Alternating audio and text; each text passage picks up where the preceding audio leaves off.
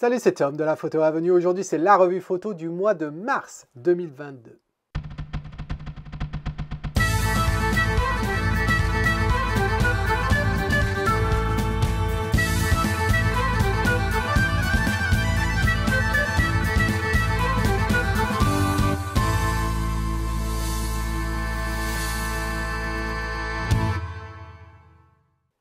Alors avant de rentrer dans le vif du sujet et de voir quelles sont les photos qui m'ont été envoyées pour le mois de mars, juste une petite cure de rappel concernant les stages qui vont se dérouler près de chez toi au mois de septembre 2022.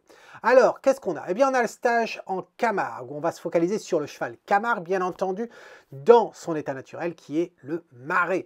On va le photographier à l'arrêt, on va le photographier à l'action, on va vraiment le photographier sous toutes ses coutures. Ça va être absolument extraordinaire. On s'était déjà bien amusé en 2019 et cette fois-ci, c'est encore plus grand puisqu'on a encore plus de séances dans les marais.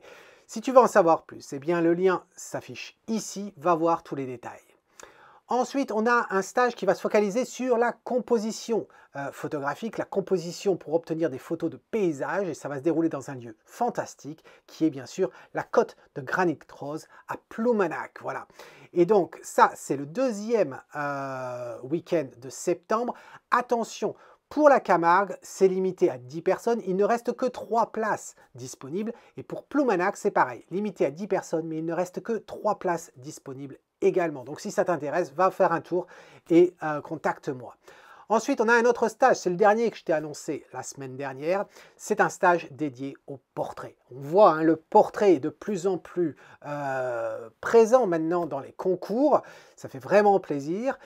Et si ça t'intéresse vraiment de comprendre comment on construit un portrait de A à Z, l'utilisation d'accessoires, de lumière, comprendre comment on utilise un flash, des flashs, mixer les flashs avec la lumière ambiante, etc. Poser un modèle, comment discuter avec un modèle pour pouvoir obtenir le résultat escompté. Si tu veux comprendre tout ce qui se passe dans la construction d'un portrait, ce stage est pour toi. Ça va se dérouler à Nantes, c'est le premier week-end de septembre. Attention, les places sont limitées également.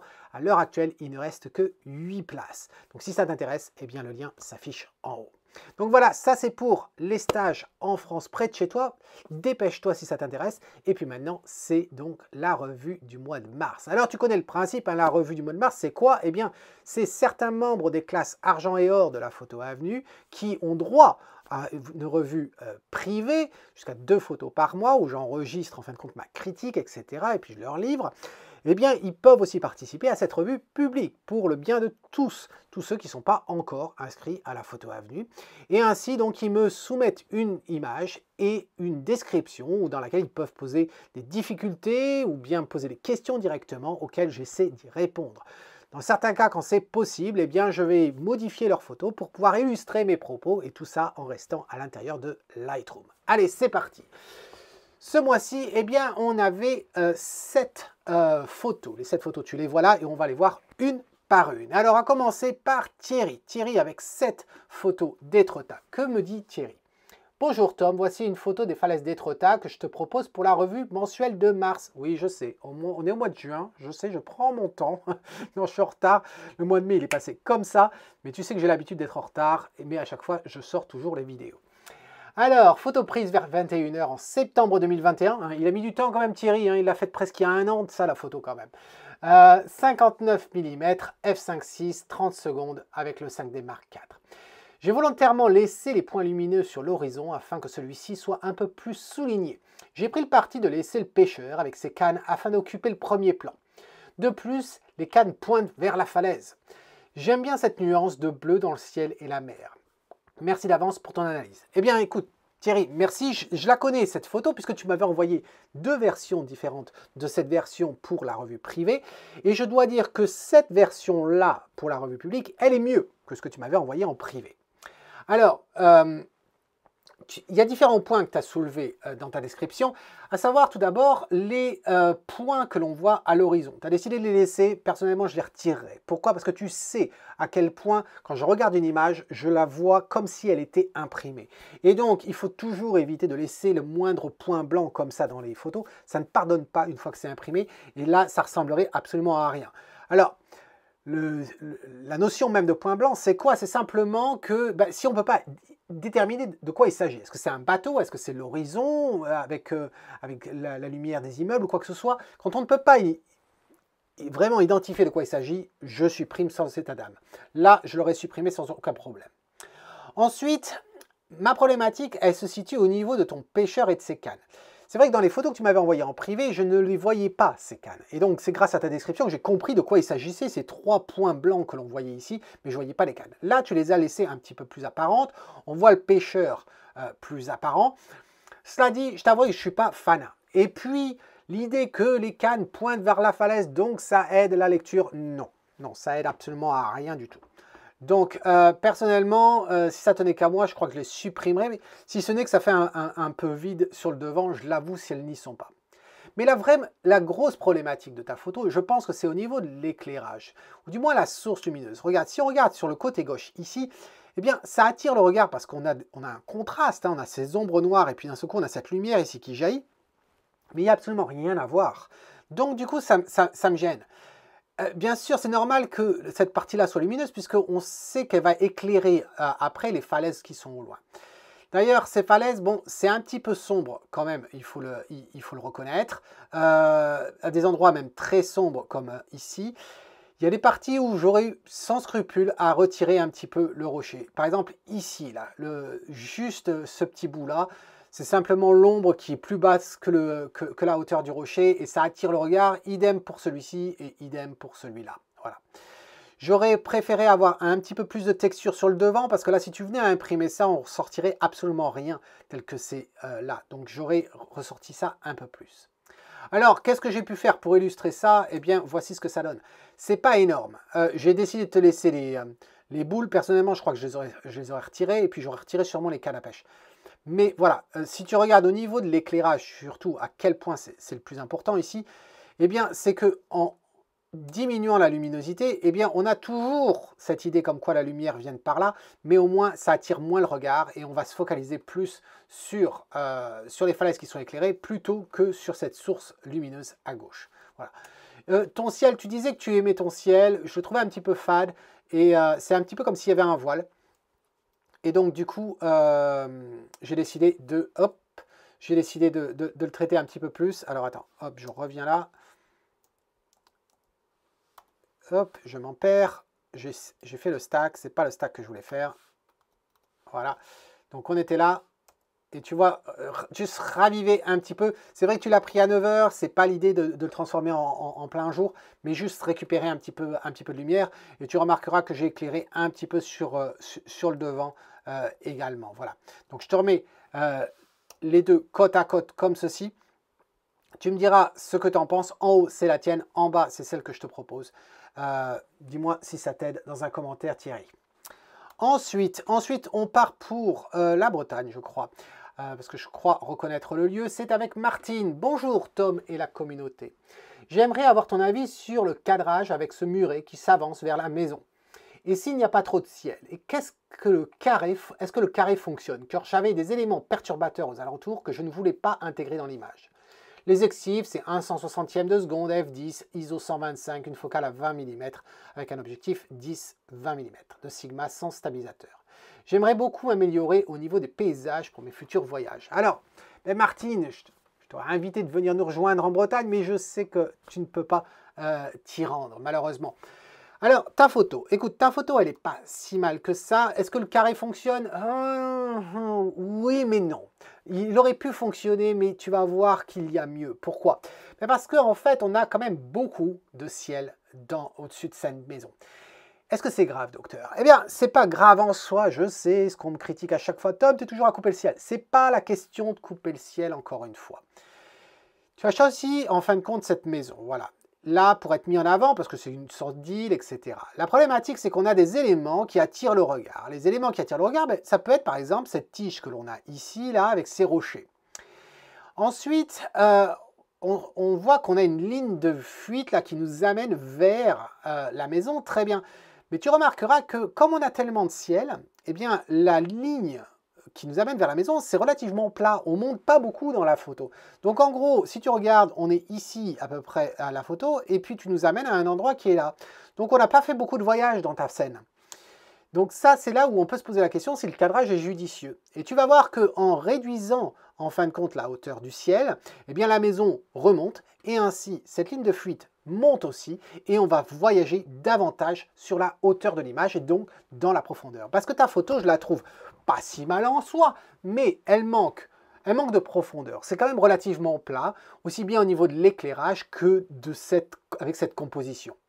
Alors la problématique qu'on va avoir, c'est que pour pouvoir réduire, si on réduit uniquement le ciel, eh bien, ça ne changera pas le schmilblick. Voilà. On a une ligne de fuite qui monte, qui est censée monter, et donc quand on veut quelque chose qui monte, il faut privilégier en fin de compte un cadrage relativement vertical. La problématique, c'est où est-ce qu'on va couper. Alors certes, on peut couper un petit peu sur la gauche, mais on ne peut pas non plus trop couper sur la gauche. Et couper sur la droite, on est embêté à cause du bateau. Alors qu'est-ce que j'ai fait? J'ai pris le bateau et je l'ai déplacé, je l'ai rapproché du quai.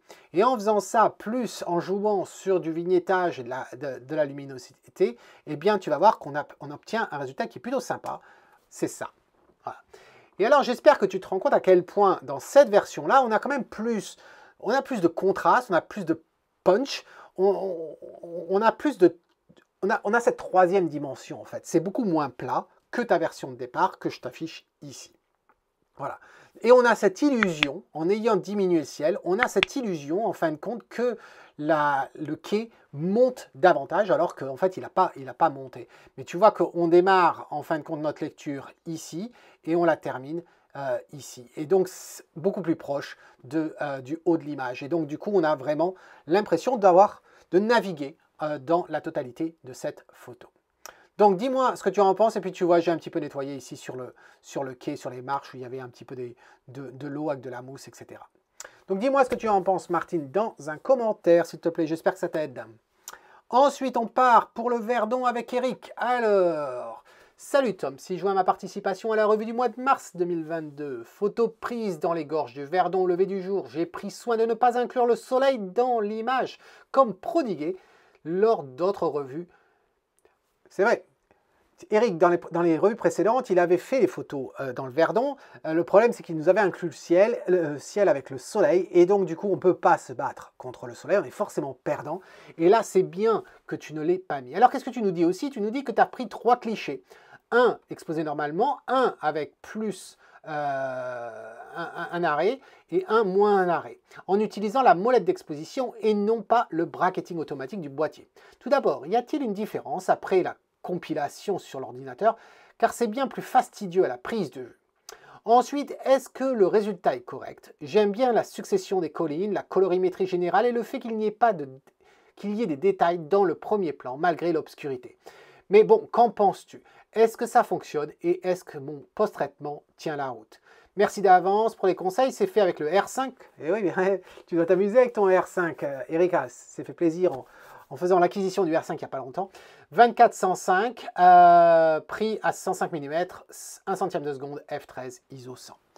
Alors, Eric, c'est très bien que tu n'aies pas mis le soleil ici. Alors, pour répondre à ta question, effectivement, de ton bracketing, est-ce qu'il y a une différence si on fait un bracketing manuel d'un bracketing automatique avec l'appareil quand on regarde au final à ce que l'on fait en post-traitement? Ben, la réponse est non, Eric. Et non, il n'y a pas de différence. Pourquoi? Parce que tu fasses manuellement, toi, de sous-exposer d'un arrêt ou plus, et de surexposer ou plus d'un arrêt, ou bien que tu mettes tout ça dans la fonctionnalité de ton appareil photo, ça ne changera strictement rien. Je t'encourage à utiliser la fonctionnalité de l'appareil photo. C'est quand même plus simple. Parce que quand tu vas faire plusieurs tentative, là ça va, tu n'as pas de nuages, mais imagine tu as des nuages, etc., l'action change et tout, bah tu vas pas le refaire à chaque fois, quoi. Donc tu as autant de kits de le faire. Par contre, ce que je t'invite à faire quand même, c'est que entre chaque cliché, entre chaque série de 3, si tu choisis de faire 3, et je te conseille pas d'en faire plus que ça, hein, ça ne sert pas vraiment à grand chose de nos jours, eh bien, c'est de marquer, de faire une photo noire en mettant ta main, par exemple, devant, là. Mais par contre, il faut penser qu'il faut en faire 3. Petit conseil, c'est que si tu utilises la télécommande et tu utilises le bracketing, eh bien, tu vas t'apercevoir qu'il veut prendre les 3 photos à la suite, comme ça. Tu n'as pas besoin d'appuyer 3 fois. Donc, ça peut être très, très sympa. Ça, c'est si tu n'es pas en photo unique, hein. Il faut te mettre en photo en rafale et il va te faire les 3, ça va être pratique. Alors, quoi dire par rapport à ta photo? Eh bien, Le sujet est pas mal. J'aime beaucoup hein, comment on voit le relief de ces collines, etc. C'est assez sympa. Comment le soleil passe donc de la droite et puis caché, bien fait par cette colline. Donc je trouve ça assez intéressant. Je t'avoue qu'il y a quand même, tu me parles des détails dans les ombres, mais moi je trouve qu'il y a des détails qui attirent trop le regard. Par exemple, le buisson en bas à gauche, il n'apporte rien de particulier et j'ai pas forcément envie de me focaliser à certains endroits. Idem, le coin à droite, j'ai pas forcément envie de me focaliser non plus ici. On a également le même souci à cet endroit-là. Tu me parles de la colorimétrie. La colorimétrie, écoute, j'en suis pas forcément certain de ta colorimétrie. Pourquoi? Parce que ici, par exemple, ok que ce soit plus jaune que là. Là, je trouve que c'est très magenta quand on arrive par ici. Mais pourquoi pas? Mais c'est simplement que là, je trouve que c'est pas un jaune qui est très, très intéressant. C'est un jaune vert. Et c'est vrai que, bon, je ne trouve pas terrible. Et le ciel, eh bien, j'aurais préféré un petit peu plus de couleur. Voilà. Alors, ça donne quoi, une fois qu'on a tous dit ça? Eh bien, regarde. Voilà. Il n'y a pas une énorme différence, à part le nettoyage hein, que j'ai fait, comme tu peux voir. Regarde, voilà, si tu regardes dans les coins en bas, hop, voilà, et puis retirer certains blancs des rochers. Certes, on tombe un peu plus en magenta dans ce que je viens de faire, mais ce que je voulais faire, c'était réduire vraiment ce vert-là. Si tu étais passé plus sur du jaune, d'accord, mais là, je trouve que c'est un peu plus homogène. Et puis, on a un bleu. Donc, tout ça, ça a l'air de se marier, de se marier plutôt bien. J'aurais aimé passer plus de temps, mais bon, avec le JPEG, on est quand même assez limité dans ce que l'on peut faire ici après coup. Mais voilà ce que je pense de ta photo. Si on les remet côte à côte, dis-moi ce que tu en penses, si ça a du sens, tout ça, Eric. Ensuite, on va sur la côte avec Olivier. Bonjour Tom, je voulais montrer le contraste entre la roche de l'îlot, non éclairée par le soleil, et la terre ferme avec son petit sentier de randonnée, sous le soleil rasant du matin d'hiver. J'ai hésité à couper le bas au niveau de la prairie et de la rendre un peu plus péchue. Est-ce judicieux d'après toi? Ce n'est qu'un détail et certainement pas le pire de cette photo, mais sur la côte, on aperçoit en face le reste de quelques lumières. Faudrait-il les supprimer? J'en ai supprimé quelques-unes déjà, mais aurait-il fallu toutes les retirer? Comme d'habitude, j'attends avec impatience ton avis. Alors Olivier, ta photo, c'est comme souvent sur les photos de paysage, on a plusieurs éléments qui peuvent être intéressants, mais mis ensemble, je ne suis pas certain que ça fonctionne. Alors, quels sont les éléments qui sont intéressants? Bon, on pourrait dire la luminosité qui est sympa. L'eau qui est plutôt sympa, la vitesse à laquelle tu l'as prise, ça me va. Le sentier, c'est vrai, quand on a un sentier, on essaie toujours d'essayer de créer quelque chose autour d'un sentier. Hein. C'est la force d'ailleurs d'un sentier. Il nous amène quelque part, donc on va essayer de cadrer, de composer à partir de ça. Donc tu as un sentier, c'est quelque chose de positif. Tu as une petite prairie éclairée ici, ça peut être aussi positif.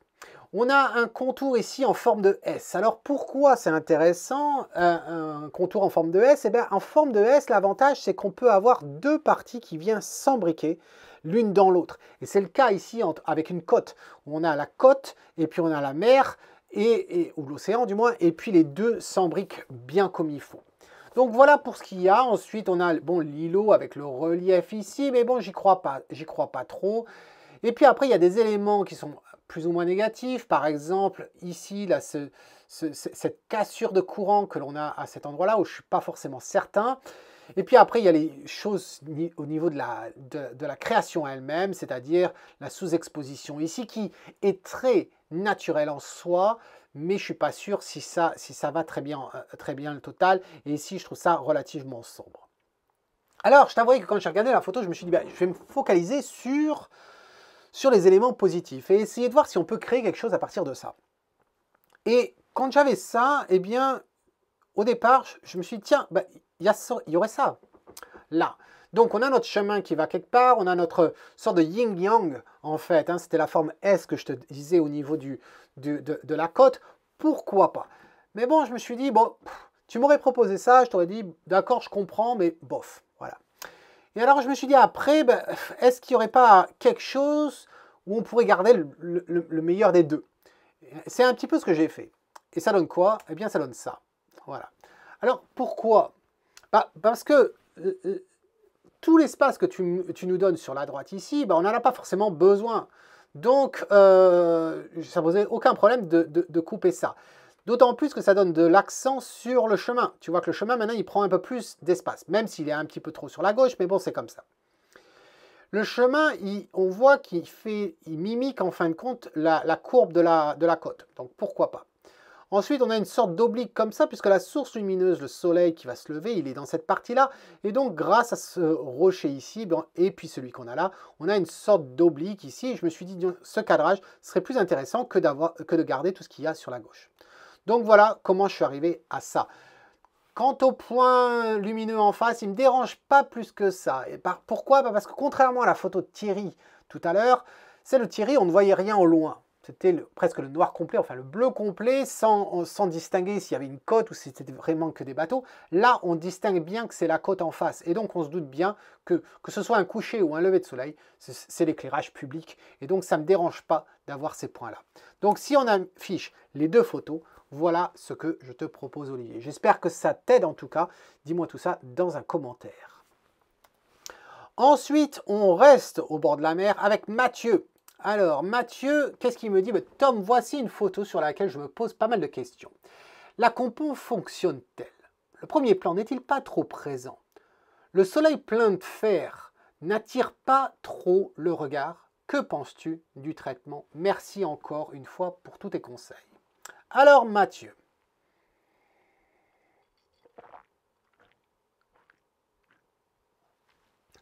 Mathieu, entre les photos que tu nous postes chaque semaine sur la photo avenue et puis celles des concours, celles des revues, je m'aperçois que tu commences à te créer une patte. Hein. Il y a un thème qui se dégage, pas uniquement de l'eau, mais au niveau des couleurs, etc. Là, ta photo, je pense qu'il y a du potentiel. Il y a du potentiel là, ce que tu as pris. La problématique, c'est que je la trouve, trop plate et je pense que tu hésites. Et ta question, en fin de compte, ne fait que révéler ou illustrer justement cette hésitation de ta part, où en fait, tu n'as pas maîtrisé la composition ici. Tu n'es pas sûr de ton sujet, tu n'es pas sûr du message, tu n'es pas sûr de la narrative que tu souhaites donner à cette photo. Et donc, c'est pour ça qu'on part un petit peu dans tous les sens. Alors, il y a des éléments intéressants, ne serait-ce que, bien entendu, ces deux rochers là qui sont là, et puis même ces rochers qui sont ici, le mouvement dans l'eau, le sable, sa couleur, cette diagonale que l'on a ici formée par le rocher, la falaise de droite, également le rocher de gauche qui peut être intéressant, et puis surtout le soleil en face derrière ces nuages. Donc il y a plein d'éléments comme ça qui sont positifs. L'idée c'est, eh bien, d'essayer d'affirmer un petit peu ta narrative. Alors, comment on va s'y prendre? Eh bien, c'est vrai que ta photo, telle qu'elle est là, elle est quand même relativement plate. On a un petit peu de contraste, certes, mais bon, je pense que tu peux aller bien plus loin. Je pense, par exemple, qu'un recadrage, ça t'aiderait beaucoup. Parce que si on se recadre, ça veut dire qu'on va se focaliser ici et non pas partir sur les bordures gauche comme on a ici. Je pense qu'en jouant sur la luminosité, aussi bien en éclairant certaines parties qu'en assombrissant d'autres parties, par exemple ici, tu vois, tu aurais de l'ombre ici, eh bien, ça serait bien de l'accentuer davantage, et bien tu vas voir qu'on va gagner en profondeur. Ça donne quoi? Ça donne ça, voilà. Donc, si je repasse sur ta version, tu vois qu'on avait ça. La version que je te propose, on a ça. C'est pas énorme comme changement, mais tu t'aperçois à quel point on rentre davantage dans cette photo. Regarde, c'est relativement plat, il y a presque comme un voile, et là, on rentre dedans. Je te mets les deux photos côte à côte, et tu me diras ce que tu en penses. J'espère que ça t'aide. En tout cas, mais regarde à quel point ici, c'est absolument magnifique. Cette lumière, comment elle rentre ici, le vert que l'on a, etc., qui est accentué et tout, c'est absolument magnifique. La lumière, l'élément qu'on avait ici, on n'en avait pas besoin du tout, tu vois. Donc voilà, dis-moi dans un commentaire si ça t'aide, Mathieu. Ensuite, on part pour Saint-Barth. Alors, avec Christiane et Tom, pour ce mois de mars, une piste d'atterrissage mythique, les avions passant au-dessus d'une colline rasent la route pour ensuite atterrir sur la très courte piste aboutissante dans la mer. Léger dégradé linéaire dans le ciel et au premier plan nettoyage de panneaux intentionnellement laissé la partie droite pour indiquer la pente de la colline à survoler. Que dire de cette capture faite par grand vent, ISO 100, 61 mm, f10, 1 centième, pris avec le R5. Alors Christiane, alors il faut que je précise quelque chose aussi.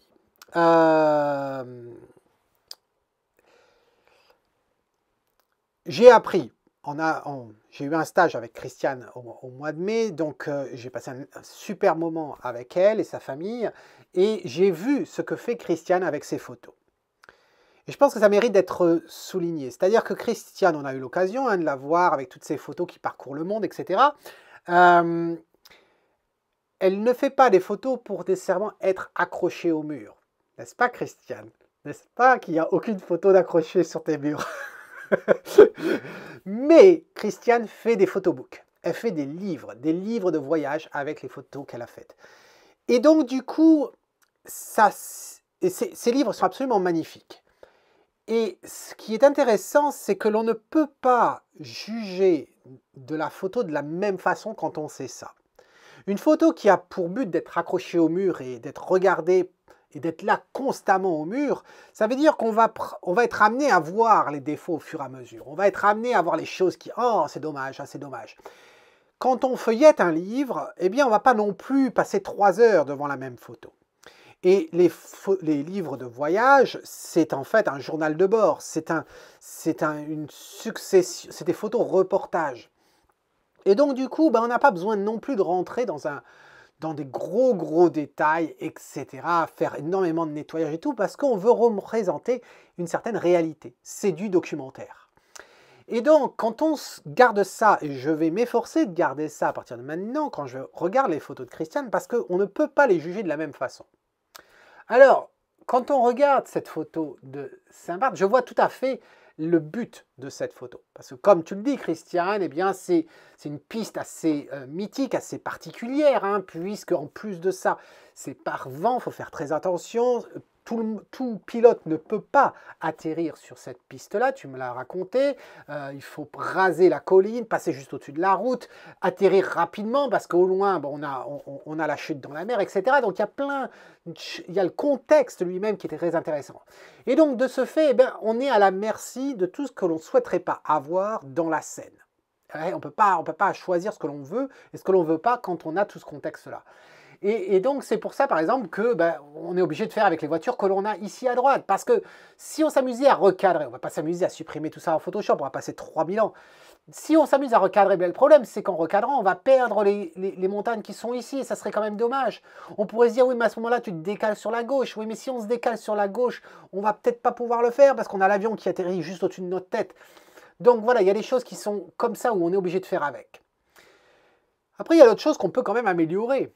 Je trouve que le cadre en lui-même, il est plutôt pas mal. Hein. Tu as baissé au maximum le ciel, tu as voulu te concentrer ici. C'est quand même pas mal. Je pense qu'on peut réduire sur la gauche ici. Pourquoi? Parce que ça donne des détails avec cette maison sur la bordure ici. Là, sur la partie en bas, ici, on n'en a pas forcément besoin. Et puis, après, la problématique que l'on va avoir, c'est cet avion. Cet avion qui est blanc, et donc du coup, on a du mal à le distinguer avec les taches blanches de la piste d'atterrissage. Il y a aussi un voile atmosphérique que l'on a ici, hein, de par la luminosité, la proximité avec la mer, etc. Donc je pense que ça demanderait à augmenter un petit peu les blancs, général dans cette photo, et puis après à régler justement les endroits où ça crame, par exemple les murs qui sont là, les murs en face, et puis certaines parties blanches que l'on a dans les murs à droite. Après, je me suis dit, tiens, pour vraiment distinguer un petit peu mieux l'avion, eh bien, j'aurais pas de scrupule à retirer ces 2 taches blanches-là. Pas vraiment des tâches, hein, c'est des peintures faites pour aider justement les pilotes à atterrir. Mais bref, pas de scrupule, je ne suis pas pilote, je m'en fous, la photo elle n'est pas faite pour les pilotes. Et donc du coup je retirerai ces 2. Pourquoi? Parce que ça nous permettrait de distinguer un petit peu mieux l'avion ici. En parlant d'avion, il y a des choses particulières quand même, Christiane, sur cette photo. Pourquoi? Parce que quand on regarde un petit peu sur la droite, eh bien, ici on trouve des hélices. Sur le bord droit, ok, pourquoi pas, personnellement j'aurais peut-être supprimé, je sais pas. Mais alors, ce qui est vraiment étonnant, c'est ce phénomène qu'on a ici. Tu nous as mis une ombre d'aile d'avion. Alors heureusement, tu nous as laissé l'aile de l'avion qui est responsable pour cette ombre-là. Mais alors, le cockpit et le reste de l'avion, tu as décidé de le supprimer. Et ça, je trouve ça, ça m'a bien fait sourire, parce que je me suis dit, qu'est-ce qui t'est passé par la tête? Est-ce que tu allais répondre au téléphone en plein milieu d'une retouche et tu as oublié de revenir nettoyer le reste de l'avion? Je ne sais pas. Voilà. Donc bref, une fois qu'on a dit tout ça, je n'allais pas te supprimer l'avion, hein, tu te le supprimeras toi-même, mais une fois qu'on a vu ça, et peut-être supprimer par exemple ça, là, ça a à voir pour les avions aussi, mais bon, il y a des petites choses comme ça qui attirent le regard. Qu'est-ce que ça donne? Eh bien, ça. Tu verras sûrement pas beaucoup de différence entre les deux. J'ai joué un petit peu sur la colorimétrie, hein, on a récupéré un petit peu plus de vert, mais j'ai accentué un petit peu plus le blanc. Mais regarde les deux rectangles blancs qu'on avait sous l'avion. Regarde, le fait de les avoir supprimés, ben, on voit l'avion un petit peu mieux. On aurait pu aller jusqu'à supprimer le reste, on aurait pu penser à ramener l'avion un petit peu plus proche. Il ne faut pas oublier de prendre l'ombre avec également. On aurait pu aller jusque-là, j'y suis pas allé. Donc voilà ce que je te propose, Christiane, sur ta photo qui, je pense, bien que ce soit pas forcément, c'est pas une photo qui mériterait d'être accrochée au mur, mais c'est une photo qui a le mérite d'être dans ton prochain photobook pour Saint-Barth. Donc, eh bien, il n'y a plus qu'à, madame, il n'y a plus qu'à. Alors, maintenant qu'on a vu ça, eh bien, c'est au tour de Laurence. On va partir côté Savoie, je crois. Salut Laurence, salut Tom. Salut Tom. En allant promener pas bien loin de chez moi, j'ai eu la chance de tomber sur des bouquetins. Je savais qu'il y en avait dans cet endroit, mais encore fallait-il tomber au bon moment et au bon endroit. Alors j'ai pris cette photo dans le but d'avoir une ombre chinoise du bouquetin. Incorporée dans le paysage, sur place, je trouvais que les branches d'arbres faisaient comme un cadre. J'ai attendu un bon moment avant qu'il veuille bien tourner la tête. J'espérais qu'il se tourne vers la gauche, mais malheureusement, il est parti à droite et s'est trouvé collé contre le tronc. Au final, j'ai gardé cette photo et recadré un peu en post-production. Je trouvais qu'il y en avait quand même trop d'arbres à gauche. Sur la photo originale, le bouquetin était bien dans l'ombre, hormis ses fesses qui ressortent avec une belle tache lumineuse. J'ai donc laissé baisser la luminosité sur le bouquetin ainsi que sur l'arbre qui est à côté de lui. Mais ça m'a un peu l'air pas très naturel. Les arbres à l'avant sont au soleil. Est-ce qu'ils n'attirent pas trop le regard aux dépens du bouquetin? Quel conseil peux-tu me donner pour améliorer cette photo? J'étais tellement émerveillé par ce spectacle que j'en ai complètement oublié les réglages de l'appareil photo. Ça arrive Laurence. Alors, quoi dire de ta photo? Le cadre dans le cadre. Je t'avoue que je ne suis pas très fan des cadres dans le cadre. Dans beaucoup de cas, je trouve que ça ne fonctionne pas. Voilà. C'est tellement évident quand on le voit, mais en fait, on se focalise là-dessus et puis quand on regarde la composition de près, on s'aperçoit que c'est relativement pauvre comme composition. La seule chose, c'est qu'on a ce cadre dans le cadre. Voilà. Et ben, c'est un petit peu le cas ici. Pourquoi? Parce que je me rappelle, tu m'avais envoyé des photos en privé hein, de ces sommets, etc., avec cette vallée, etc. Et là, on voit très peu de choses sur la vallée. Ah, si tu avais pu prendre un poil au-dessus, c'est facile de dire ça, mais bon, le fait qu'on ne voie pas grand-chose de la vallée, je trouve ça relativement embêtant. Les arbres dans les arbres, le cadre dans le cadre, le problème qu'on a ici, c'est, tu me parles d'ombre chinoise. Ombre chinoise, c'est vrai qu'on ne va pas se focaliser sur le relief, on va se focaliser sur le contour, mais pas forcément un esprit de 3 dimensions. Or, on n'a pas que de l'ombre chinoise ici, on a du relief avec par exemple les arbres qui sont éclairés sur la gauche, mais également les arbres que l'on a sur la droite, où on s'aperçoit bien qu'il y en a un derrière l'autre, etc. Donc, ça veut dire que de ce fait, on va se focaliser également sur l'aspect 3 dimensions de la photo et c'est là que le bas blesse. Après, sur l'aspect ombre chinoise, la problématique c'est qu'on ne distingue pas les 4 pattes et donc ça fait un bouquetin à 3 jambes. Ça fait pas terrible vraiment. On remarquera que le bouquetin il est pas net. Donc ça, c'est aussi un autre souci à mon goût. Et puis, je dois dire que cet arbre de devant, là, avec la lumière, je trouve ça perturbant. Et tu vas voir que même si on l'assombrit, eh bien, ça marche toujours pas assez. Donc voilà ce que ça donne en l'assombrissant. Et tu vois, ça marche pas quand même. Donc, à mes yeux, cette photo, elle ne mérite pas qu'on s'arrête dessus et à essayer de la travailler davantage. Voilà. Ça sera pour une prochaine fois. Donc voilà, Laurence, je te remets quand même ta photo juste à côté pour qu'on voie.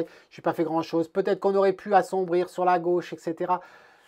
Oui, mais même le fait que l'ombre chinoise n'est pas terrible ici, que c'est pas net, etc. Pour moi, ça ne fonctionne pas du tout.